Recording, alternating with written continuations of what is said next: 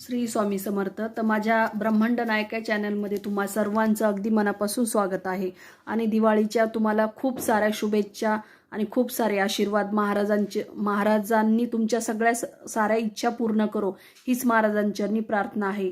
आणि तुम्ही मला भरभरून जो प्रतिसाद दिलेला आहे त्याबद्दल तुमचे एकदा मनापासून मी आभार मानत आहे। आणि जे कोणी नवीन असाल तेही माझ्या चॅनलला सबस्क्राईब करा आणि मला प्रोत्साहन करा, हीच महाराजांचरणी प्रतिज्ञा आहे। तर आजच्या व्हिडिओला मी सुरुवात करत आहे। जसं की आपल्याला वसुबारस झालेला आहे, नंतर धनत्रयोदशी झालेली आहे आणि आता आहे लक्ष्मीपूजन। तिसरा दिवस म्हणजे लक्ष्मीपूजन। लक्ष्मीपूजन म्हणजे जसं की सुख समृद्धी यांचा सण म्हणजेच दिवाळी आणि कुबेर आणि लक्ष्मी यांचं पूजन म्हणजेच दिवाळी। देव यांना अत्यंत श्रद्धेने आपण या दिवशी पूजा केली जाते, ह्या लक्ष्मीची आणि कुबेराचा त्या अमावस्येच्या दिवशी केली जाते। तर माता लक्ष्मीला प्रसन्न करण्यासाठी विशेष पूजा ही विशेष मुहूर्तावरती केलेली जाते। जसं की प्रदोष काळामध्ये माता लक्ष्मीची पूजा केली जाते। कोणत्याही देवी देवतांची पूजा ही प्रदोष काळामध्ये केली जाते, कारण ही केलेली पूजा ही अत्यंत फलदायी ठरत असते। त्यामुळे आपण याच काळामध्ये शक्यतो पूजा करायची असते। तर या दिवशी अभ्यंग स्नानालाही खूप महत्त्व आहे। म्हणजे जसं की या दिवशी असं म्हणतात की जो कोणी 5:30 वाजता उठेल त्याला अगदी म्हणजे भरभरून आशीर्वाद भेटतात माता लक्ष्मीचे। आणि संपूर्ण अंगाला आपण उटणं लावायचं असतं आणि उटणं लावण्याबरोबरच आपण पूर्ण शरीराला आपण पंचगव्य लावायचं असतं। जसं की केंद्रातही भेटतं, कोणत्याही केंद्रात भेटतं। पंचगव्य लावल्यामुळे आपल्याला जी काही बाधा वगैरे झालेली असती, जी काही नजर वगैरे लागलेली असती, ती पूर्णपणे नाहीसं करण्याचं काम हे पंचगव्य करत असतं। त्यामुळे आपण या दिवशी उटणंही लावायचं आणि पंचगव्यही लावायचं आणि या दिवशी पहाटे 5:30लाच उठायचं। आणि यामुळे आपण अगदी भाग्यवान किंवा कोणत्याही प्रकारचा आजार आपल्याला होत नाही आणि माता लक्ष्मी आपल्यावरती प्रसन्न राहतील। तर घरातील आपल्या कुंडलीतील ग्रह दोष नाहीसे करण्यासाठी आपण उटणं लावायचं असतं। कारण बरेचसे आपल्याला ग्रहांवरती पण आपलं अवलंबून असतं की त्यामुळे आपल्याला अनेक प्रकारच्या अडचणी येतात। तर उटणं लावल्यामुळे हे सगळे दोष आपले नाहीसे होतात आणि पंचगव्यामुळेही नाहीसे होतात। तर या दिवशी आपण सकाळी लवकर उठून शक्यतो सहस्रनामावली म्हणजे विष्णू सहस्रनामावली असते तिचंही एकदा पठण आपण या काळामध्ये केलं पाहिजे, या दिवशी केलं पाहिजे। आपल्या हातून जे काही दोष घडलेले असतात किंवा जे काही आपल्या हातातून पाप वगैरे किंवा चुकून आपल्याकडून काही कुणाला शाप वगैरे दिलेलं असतं किंवा काही घडलेलं असतं, तर याचं निरसन किंवा यावरती उपाय म्हणून आपण भगवद्गीतेचा 7वा अध्यायाचं अध्ययन वाचन करायचं असतं या दिवशी। तर लक्ष्मीपूजन हे शक्यतो प्रदेश काळातच तुम्ही करा।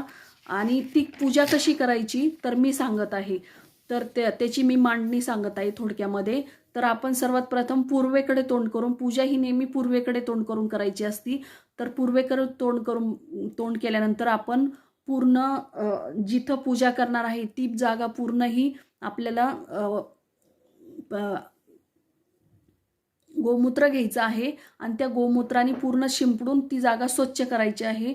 आणि गोमूत्र ती पूर्ण जागा स्वच्छ केल्यानंतर त्यावरती एक चौरंग घ्यायचा आहे। त्या चौरंगावरती पांढरे किंवा लाल कापड अंथरायचं आणि त्यावरती आपल्याला गणेश, कुबेर आणि लक्ष्मी यांची पूजा करायची आहे। तर सर्वात प्रथम आपण गणपतीची पूजा करत असतो, म्हणजे जशी की पंचोपचार पूजा।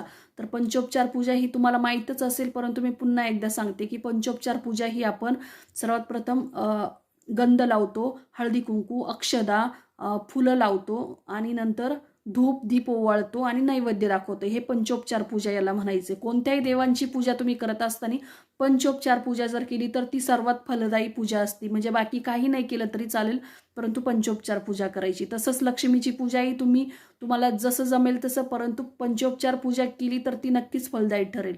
तर अशा प्रकारे गणपतीची पूजा केल्यानंतर एक गणपती अथर्व शीर्ष म्हणायचं आहे।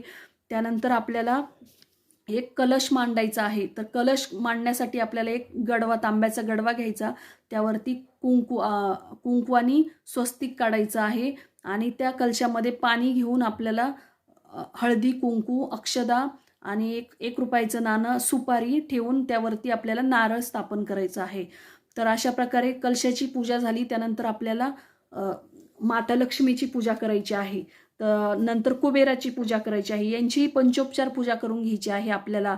जसं की आपण जे काही फराळ वगैरे आणलेलं असतं किंवा जे 5 फळं असतात किंवा आपल्याला लक्ष्मीच्या पूजनेसाठी बरंच विविध प्रकारचे आपण वस्तू वगैरे आणलेल्या असतात.